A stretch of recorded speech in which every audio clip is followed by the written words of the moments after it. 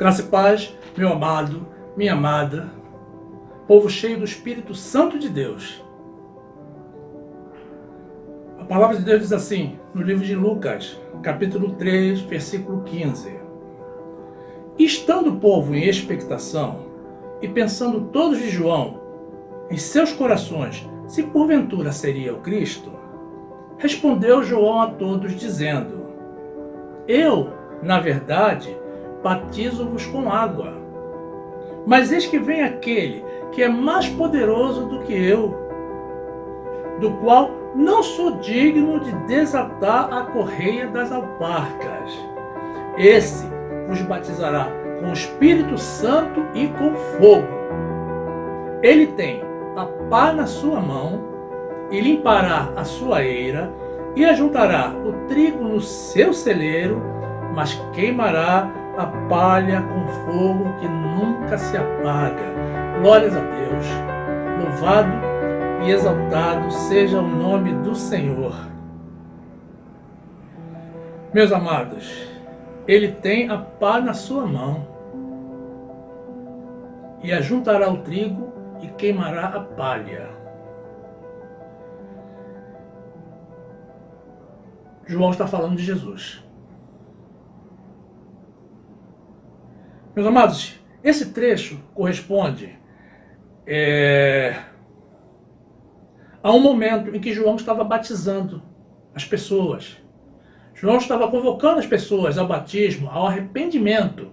Mas ele deixava claro que ele batizava com água, mas que viria alguém mais poderoso do que ele, que batizaria com o Espírito Santo. Meus amados, existem muitas dúvidas acerca do batismo. Principalmente quando os recém-convertidos são orientados por pessoas despreparadas, com conhecimento limitado da Bíblia. A primeira dúvida, meus amados, diz respeito ao batismo nas águas, que era um ato simbólico, transitório, feito por João Batista para incentivar o povo ao arrependimento dos pecados. Mas João Batista advertia que haveria um outro batismo, com o Espírito Santo e não com água, mas com fogo, a ser trazido por alguém mais poderoso que ele, ou seja, Jesus.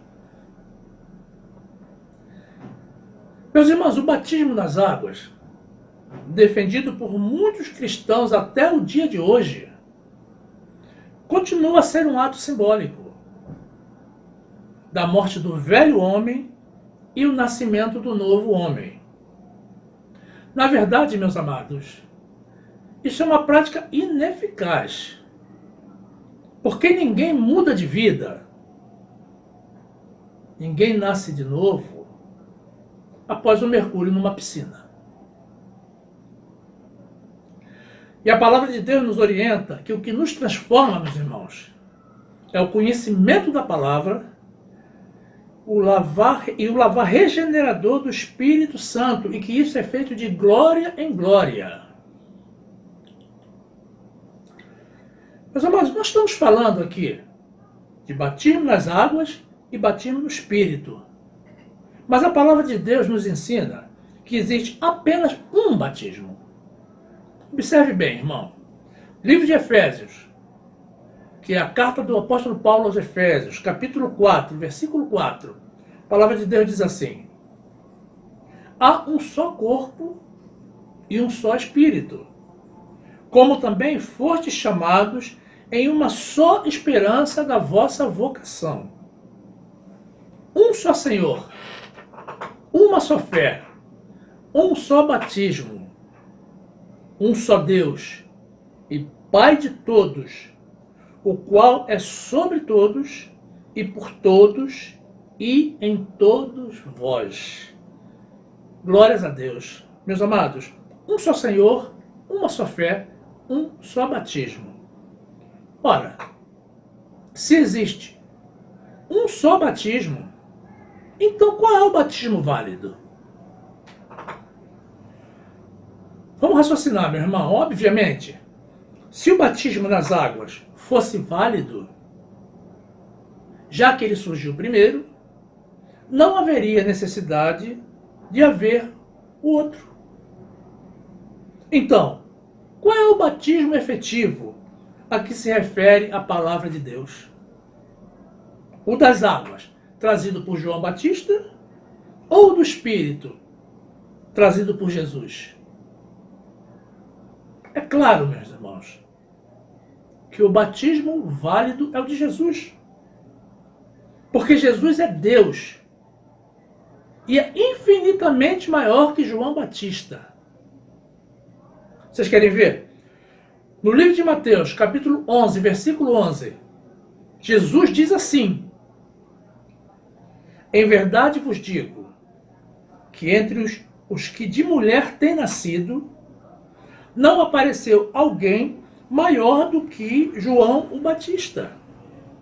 Mas aquele que é menor no reino dos céus é maior do que ele. Glórias a Deus. Meus amados, então, se o menor no reino de Deus é maior do que João Batista, que diremos então daquele que é o maior no reino de Deus, que é Jesus?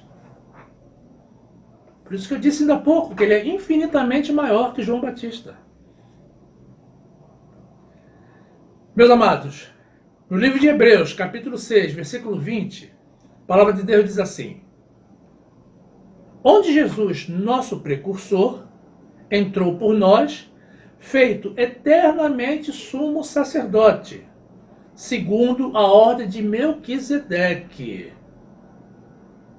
Depois, continuando, no livro de Hebreus, capítulo 7, versículo 1, a palavra de Deus diz assim: porque este Melquisedeque, que era rei de Salém, sacerdote do Deus Altíssimo, e que saiu ao encontro de Abraão, quando ele regressava da matança dos reis, e o abençoou, a quem também Abraão deu o dízimo de tudo, e primeiramente por interpretação, rei de justiça, e depois também rei de Salém, que é rei de paz, sem pai, sem mãe, sem genealogia, não tendo princípio de dias nem fim de vida, mas sendo feito semelhante ao Filho de Deus, permanece sacerdote para sempre. Considerai, pois, quão grande era este, e a quem até o patriarca Abraão deu os dízimos dos despojos. E os que dentre os filhos de Levi recebem o sacerdócio têm ordem, segundo a lei, de tomar o dízimo do povo, isto é, de seus irmãos, ainda que tenham saído dos lombos de Abraão. Mas aquele cuja genealogia não é contada entre eles, tomou o dízimo de Abraão e abençoou o que tinha as promessas. Ora, sem contradição alguma, o menor é abençoado pelo maior. Meus amados, vocês conhecem a história, sabem que Deus abençoou Abraão, que é o nosso pai da fé, e todos os descendentes de Abraão, como nós. Glórias a Deus. Fica claro, meus irmãos, que Jesus é o maior no reino de Deus. Ninguém pode se comparar a ele. E ele nos deu uma ordem clara para pregar o Evangelho. E nos colocou uma condição também bem clara, que as pessoas andam confundindo.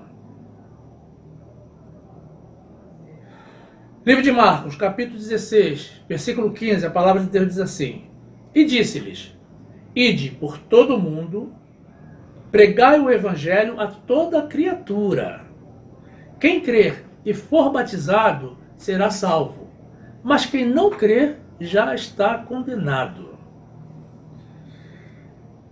Meus amados, esse batismo a que Jesus se refere não é o batismo nas águas, como nós já vimos anteriormente. É o batismo com o Espírito. O batismo nas águas, meus irmãos, vocês querem ver uma coisa? A palavra de Deus o classifica como uma obra morta. Compreenda, meus irmãos, que o batismo nas águas ele procede de uma doutrina, de um ensinamento humano.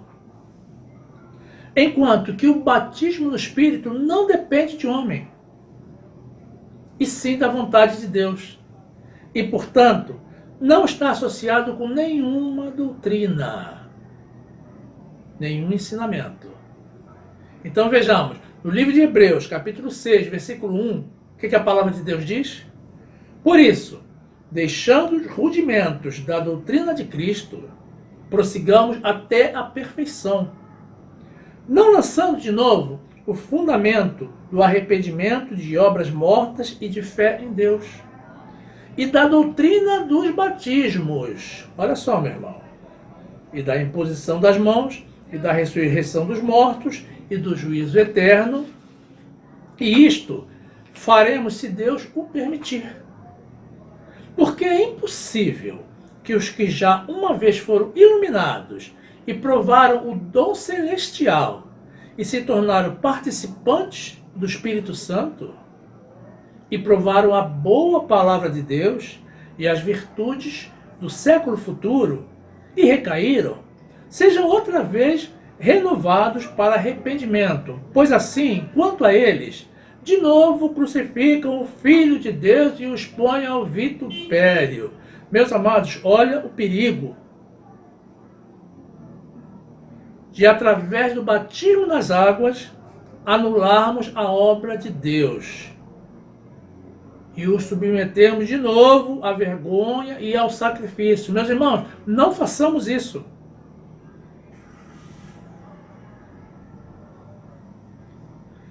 Ok. Meus amados, descartado o batismo nas águas, tratemos agora do batismo no Espírito. Muitos confundem o batismo no Espírito com o fato de falar em línguas. Mas Deus esclarece que o batismo ocorre quando ouvimos a palavra de Deus e cremos. E o Espírito Santo passa a habitar em nós. E ficamos selados para o dia da redenção. Meus amados, esse é o batismo no Espírito Santo. Esse é o batismo válido. Livro de Efésios, capítulo 1, versículo 13, a palavra de Deus diz assim: em quem também vós estáis, depois que ouviste a palavra da verdade, o evangelho da vossa salvação, e tendo nele também crido, foste selado com o Espírito Santo da promessa. Depois, no livro de Efésios, capítulo 4, versículo 30, a palavra de Deus diz assim: e não entristeçais o Espírito Santo de Deus, no qual estáis selados para o dia da redenção. Olha, meus amados, você que crê em Deus, que recebeu o Espírito Santo, você está batizado. Está batizado com o Espírito. Meus amados, então o que significa falar em línguas? É um dos dons do Espírito Santo, que pode se manifestar a qualquer crente em qualquer momento. Até mesmo junto com o batismo no Espírito. Mas não podemos confundir as duas coisas porque elas são bem diferentes. Primeira carta do apóstolo Paulo aos Coríntios, capítulo 12, versículo 7, a palavra de Deus diz assim: mas a manifestação do Espírito é dada a cada um para o que for útil. Porque a um, pelo Espírito, é dada a palavra de sabedoria, e a outro, pelo mesmo Espírito, a palavra de ciência, e a outro, pelo mesmo Espírito, a fé, e a outro, pelo mesmo Espírito, os dons de curar, e a outro, a operação de maravilhas, e a outro, a profecia, e a outro, o dom de discernir os espíritos, e a outro, a variedade de línguas. Olha aí, meu irmão. E a outro, a interpretação de línguas. Então, a variedade de línguas, ou seja, o falar em línguas estranhas, linguagem dos anjos, como se chama, é um dos dons que o Espírito Santo concede.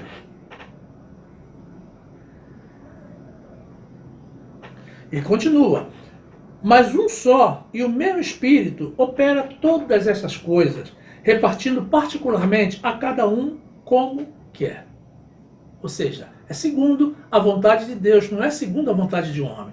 Eu me recordo, meus irmãos, que quando eu me converti, eu participava de uma congregação em que as pessoas exibiam o dom de línguas, afirmando que era o batismo no Espírito Santo. E eu, como não tinha conhecimento, estava começando a ter os primeiros contatos com a doutrina de Deus, a palavra de Deus, eu orava ao Senhor desesperadamente, pedindo para que eu fosse batizado, ou seja, que eu falasse línguas para poder ser salvo. Imagina, meus amados. Depois eu participei de uma outra congregação que fazia as pessoas enrolar a língua e ficar tentando conseguir o batismo. Meus amados, é como fazer um carro, empurrar um carro para fazer ele pegar no tranco, como se diz, não é? Então a gente fica enrolando a língua para ver se de repente começava a falar em línguas. E aí vinha um, se aproximava de você e falava assim: meu irmão, você já está quase batizado, continua. Meus amados, é por isso que eu falei no começo de pessoas que são ensinadas por pessoas que não têm conhecimento. Na verdade, não é nada disso. No livro de Atos dos Apóstolos, capítulo 1, versículo 14, a palavra de Deus diz assim: Pedro, porém, pondo-se de pé com os onze, levantou a sua voz e disse-lhes: Homens judeus, e todos que habitais em Jerusalém, seja-vos isto notório e escutai as minhas palavras. Estes homens não estão embriagados, como vós pensais, sendo a 3ª hora do dia. Mas isto é o que foi dito pelo profeta Joel. E nos últimos dias acontecerá, diz Deus, que do meu espírito derramarei sobre toda a carne, e os vossos filhos e as vossas filhas profetizarão. Os vossos jovens terão visões, e os vossos velhos terão sonhos. Meus amados, meu amado e minha amada, observe que esse derramamento do Espírito, ou seja, tanto o batismo como os dons do Espírito, foram anunciados pelo Senhor através do profeta Joel muito antes da vinda de Jesus. E é isso que nós estamos vendo nos dias de hoje. Tá? E isso também é um sinal dos últimos dias, como diz no trecho que acabamos de ler. Meu irmão, pode ser que você não fale em línguas, mas tenha vários outros dons concedidos pelo Espírito Santo. Mas se você quiser ter algum dom em particular, peça ao Senhor, que Ele é generoso. Eu pedi, meus irmãos, 2 dons, e Ele me deu, no mínimo, 3. Alguns de vocês já conhecem. Peça dons, irmãos. Porque se você assistiu esse vídeo até esse momento, certamente você está selado pelo Espírito Santo. E, consequentemente, batizado por Ele e salvo. Ajude a salvar outras pessoas, meus irmãos. Você ainda pode participar da obra de Deus. Livro de Mateus, capítulo 9, versículo 37, a palavra de Deus diz assim: Então disse aos seus discípulos: A seara é realmente grande, mas poucos os ceifeiros. Rogai, pois, ao Senhor da seara que mande ceifeiros para a sua seara. É Jesus falando, meu irmão. Meus amados, oremos ao Senhor para que mande mais obreiros para divulgar a sua palavra, para alcançar mais pessoas. E peçamos dons para usar na obra de Deus, não para engavetar, mas para usar continuamente. Mas peçamos logo, porque o nosso tempo Pense nisso, meu amado. Pense. E fique na graça e na paz do nosso Senhor e Salvador Jesus Cristo.